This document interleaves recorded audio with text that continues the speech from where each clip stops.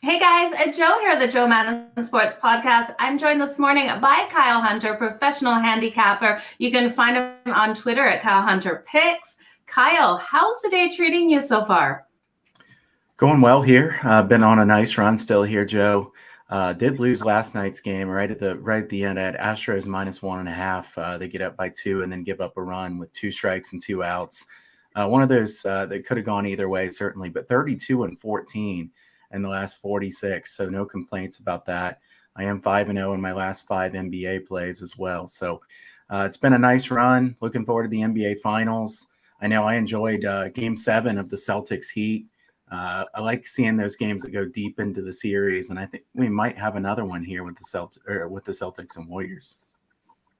Well, as a fan, for selfish reasons, I really do hope it goes deep so we get some more basketball in here. Let's look at this game tonight. We have the Boston Celtics taking on the Golden State Warriors, with the Warriors 3.5-point favorite. This totals at 212.5, risen from the original opening of 211. What are you liking in this one, Kyle? All right, so this game is an interesting one. Both teams have had a decent amount of rest because the NBA spaces out the finals. You know, I get a little bit frustrated sometimes. You get into the finals and you have like one game and you have like 3 days off, and then there's another one. It seems like they kind of delay the end of the season. I like the every other day, no more rest than that. But that helps the Celtics here that they had more time to get ready for this game. They've had a lot of injuries. Golden State's had a lot of time to rest up. I know there's a lot of debate, Joe, on whether this actually helps the team that's had over a week to rest or not. I think in the very beginning of the game, it probably doesn't help them. They can be a bit rusty. As you get later in the game, though, I think it's probably helpful because a team like Golden State, which does have a good home court advantage, they're favored by 3.5 in this game.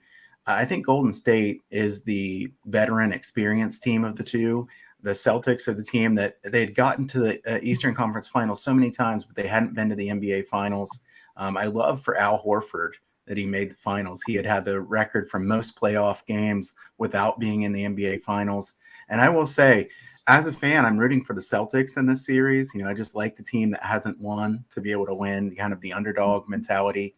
Having said that, I think the Warriors are probably favored for a good reason in the series, just based on their pedigree. Both teams have good coaches. As far as this game in particular, 76% of the bets are on the Warriors. I know some people just like to fade that. Fading the public has done well, but I will say backing the team that's on rest at home has been a really good angle as well. So we have dueling angles in this game. My premium play for tonight is the side in this game. So I'm not going to say what my play on Okay. the side is. Free plug for myself at huntersportspicks.com if you want my ATS play on this one. But the total, I have a slight lean to the over in this game, thinking that Boston is so good defensively, but their offense is a bit underrated. Golden State, they knock down shots. I think it's going to be hard for Boston to clamp down on Golden State the way they were the Heat. I mean, the Heat didn't have near as many options as Golden State does. Kind of, they call that death lineup for Golden State, where they spread the floor. I think that could be difficult for them. At the same time, I think the pace will be quick enough. There could be some points. So the way I'm looking at this game is I lean to the over. I'm not sure I'm going to bet it. If this series gets deeper and deeper into the series, I'm going to look to bet unders, because the Okay. farther you get into the series, the more important it is. We're almost done. The under has done really well. I have cashed in several game 6 and game 7 unders here in the NBA playoffs. But Joe, my favorite play in this game is actually a player prop. I like Jordan Poole over points, rebounds, and assists. I saw 20.5 and I saw 21.5. So shop around, try to get the best number you can here. Jordan Poole has been really inconsistent on his point scoring. If you look at just games 1 through 3, he's averaged 24 points per game. If you look at games 4 forward in the playoffs, he's averaged 11 points per game. And they're playing at home, where his splits have been much better throughout the course of the season. I think Jordan Poole could be an X factor in this game. So at only 20.5 or 21.5, I think Jordan Poole over on points, rebounds, and assists is really a good look in this game, because Golden State has so many guys that they're going to key in on. You can't let Steph Curry beat you. Klay Thompson's a great second option. Jordan Poole, I think, could get free here a bit without having an elite defender on him. So this is one that I'm betting myself, and I do like this play here for pool points, rebounds, and assists over. Yeah, and I love it. I'm definitely going to tail you on that. That's a great way to take that. Someone who wasn't making my radar, but definitely will now that I've heard it out of your mouth, Kyle, because you have been so hot. Let's turn to MLB. We have a great game between the Chicago White Sox and my Toronto Blue Jays today. Are you giving the Toronto Blue Jays the win today, or what are you looking at with this one? We've got a total of 8.5.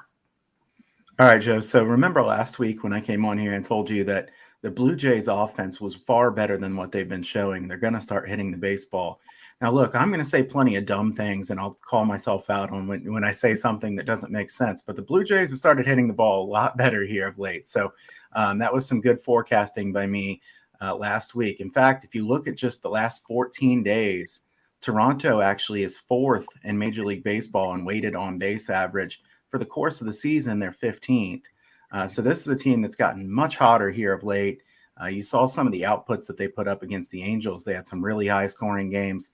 Actually, their bullpen has been a bit shaky of late, but they've been scoring a lot. I think Toronto keeps scoring in this one, Joe. I think if you look at Johnny Cueto's had a good season thus far, but he's had 3 starts, a 2.41 ERA, expected ERA 3.7. So he's been very fortunate. And why am I to think that Johnny Cueto all at once has just gotten amazing again? If you look at the last 4 years, 4.36, 4.79, 4.86, and 4.95 ERA. And now we're to expect that he's just down in the 2s ERA, and that's what he's going to be. I don't think that's what Johnny Cueto is at the age of 36 years old. So I think Johnny Cueto is overrated. I think that, he was very good 10 years ago. He's not great now.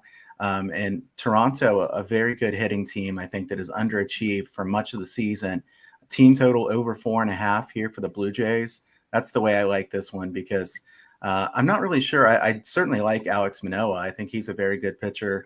I'm not great at run line bets, Joe. And that's something that, -1.5s are tricky.